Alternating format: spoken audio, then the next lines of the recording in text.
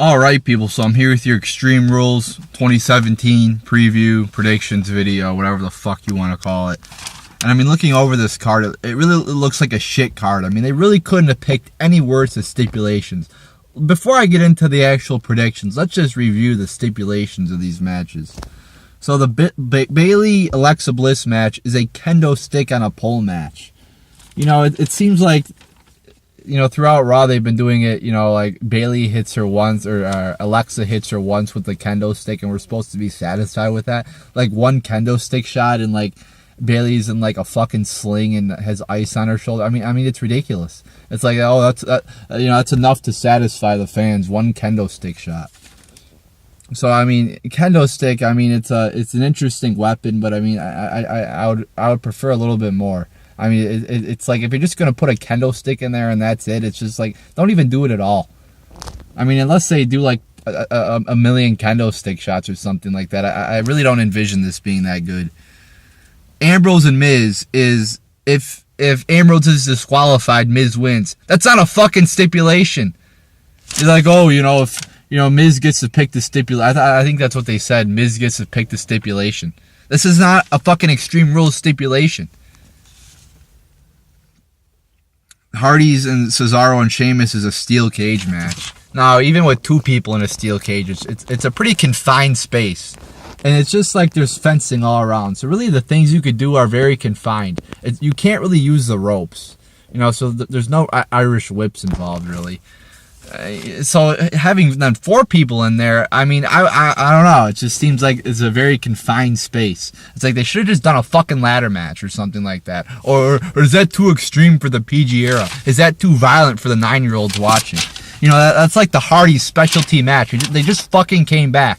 Why don't you give them a fucking tables match? That's what they're famous for.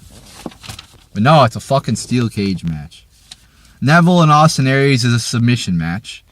I mean, I'm not a big fan of the submission matches, especially if it's in like Extreme Rules. I mean, it's supposed to be Extreme Rules, right? Submission's not extreme. It's just a different form of a. It's just, you know, it's not a pinfall. It's a submission. I mean, it's not extreme.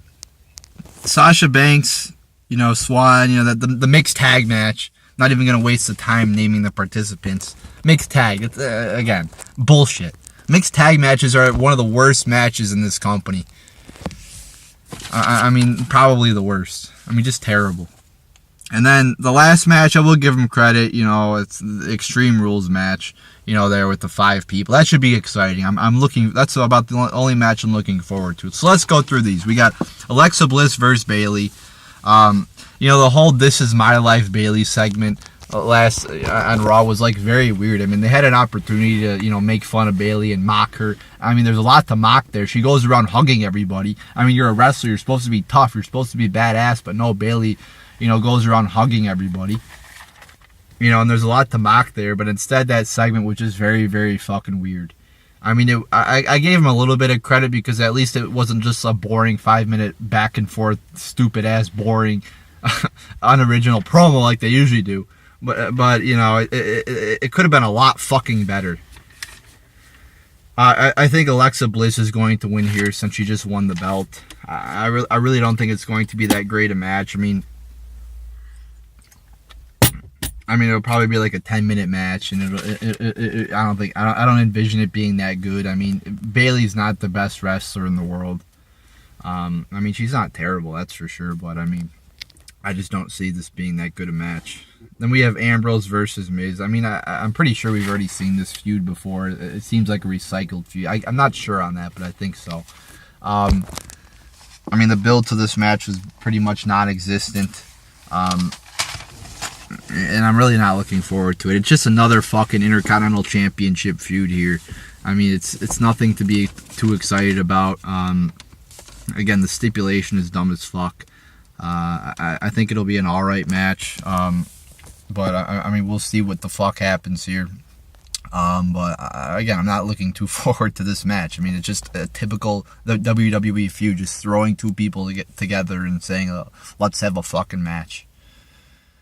I think Ambrose will win though. Then we have the Hardys and Cesaro and Sheamus. Again, really no build to this match. I mean, it's really just sticking two teams together.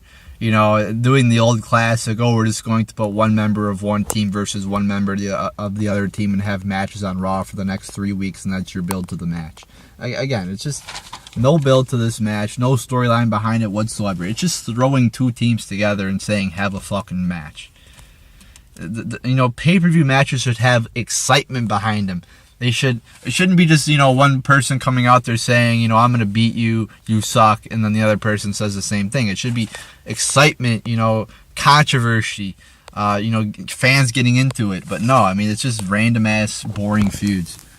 Then we have Neville. I think the Hardys will retain, though. So, you know, they just came back. I think they'll retain. Then we have Neville and Austin Aries in the submission match here. I think Austin Aries is finally going to win. You know, Neville's been champion for quite a while now. You know, I will give him credit. They've done a decent job with, you know, the whole TJ Perkins thing. They've created some interesting shit there. You know, what's TJ Perkins going to do? What's going to be the result of their, you know, friendship? However, you know, it's like they've spent more time building that up than they have this match. I mean, there's been like zero build to this match. I mean, I wouldn't even have known there was a match, you know, between these two if I haven't looked it up. I don't think. I mean, I might have, but the point is though, it's like I don't even remember seeing like a promo between these two, or you know, Austin Aries really being featured too much, except in some fucking like 5-minute, you know, cruiserweight boring tag matches. I mean, it's the build to this match is pretty non-existent. So. But I think Aries will win. Like I said, they've been doing this feud for quite a while now. I think he's finally going to win. And like I said, Neville's been champ for a while now. So then we have this mixed tag match. I mean, what the fuck is this? I mean, you know, Sasha Banks was like fighting for the Divas title a few months ago at WrestleMania. And now she's in a fucking ass, pointless, nobody gives a shit about this match, mixed tag match. You know, so we have Sasha Banks and Swan versus Noam Dar and Alicia Fox. I don't know how he says that, but Alicia Fox. I mean, just a waste of a match. I mean, like, who the fuck thinks of this? You know, oh, this is a worthy pay-per-view match. Same thing with Cena and Maurice versus Miz, or Cena and Nikki versus Maurice and Miz. I mean, keep the divas separate. Keep the men separate. No need to have them. You know, can you remember the last time a mixed tag match was good? I can't. I mean, this is just a waste of a match. I mean, again, like, who thinks of this? Like, oh, let's have a mixed tag match on a pay-per-view, which people pay for. I mean, what fucking writer thinks of this shit? I mean, the writers clearly have no clue what the hell they're doing if they put this type of match on a pay-per-view. Who's going to win? I'll go with the baby faces, Swan and Banks. But I have zero interest in this match. Then we have your fatal 5-way match, Extreme Rules. You know, once again, though, I got to rant on this. Brock Lesnar, once again, is not defending the belt for 2 straight fucking pay-per-views. So he hasn't been there in like 2 months. Ridiculous. So we have Reigns, Balor, Rollins, Wyatt, and Samoa Joe in an Extreme Rules match. Let's cut right to the chase here. Wyatt probably not going to win. He's a heel. Samoa Joe probably not going to win. He's a heel too, and they haven't really had much interest in them. You know, Samoa Joe, he debuted like 4 or 5 months ago, and hasn't done jack shit since then. He's lost to Rollins. He wasn't at WrestleMania. So I don't think the 2 heels are going to go against Lesnar. So it's either going to be Rollins, Balor, or Reigns. And obviously, you know, WWE loves to suck Roman Reigns' cock, and they love to push him down people's throats, even though everybody fucking hates him and he has no talent whatsoever. So I think Roman Reigns is going to win here. I see no other, you know, way that, you know, this is how they think, though. They push him, you know, to the fucking moon, Roman Reigns, and he always wins. So I think he's going to win here. Yeah, I mean, I don't see anybody else winning. And I'm not going to rant on it yet because it hasn't happened. But if it does, I will be so fucking pissed off that once again Roman Reigns will, you know, again be pushed into the main event. I mean, it's like they don't even push anybody else except Reigns. They work so much on pushing Roman Reigns that everybody else in this company is pretty much a mid-carder or below. I mean, they have not really created any main talent stars. You know, like even like Seth Rollins, his whole title run was filled with him losing and getting his ass kicked. So it's not really a memorable title run. So there you go. I am excited for this Extreme Rules match. I think they did a good job of it. You know, however, though, the fact that Lesnar's not there is fucking ridiculous. But I'm still looking forward to the result of this match. Who's going to win? You know, really, it's a toss. I mean, even though I think Roman Reigns is a favorite, you know, Balor and Rollins could still wait in. 5 people in there. It should be exciting. It should be fast-paced. You know, they are branding it as an Extreme Rules match, so it should be extreme, hopefully. I'm praying.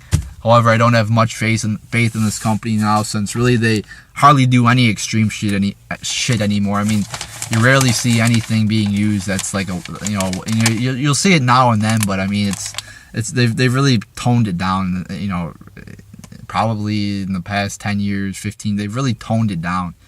And I think even more recently, like the past year or two, they've even toned it down a little more. I don't know. It might just be my pessimistic mind talking, but I think they have toned it down a bit more in the past year or two. But there you go, people. There's your Extreme Rules review. 5 matches I don't really give a shit about. The Extreme Rules match, I probably, you know, we'll take an interest in. But we'll see what the fuck happens. There you go, people. There's your Extreme Rules 2017 predictions.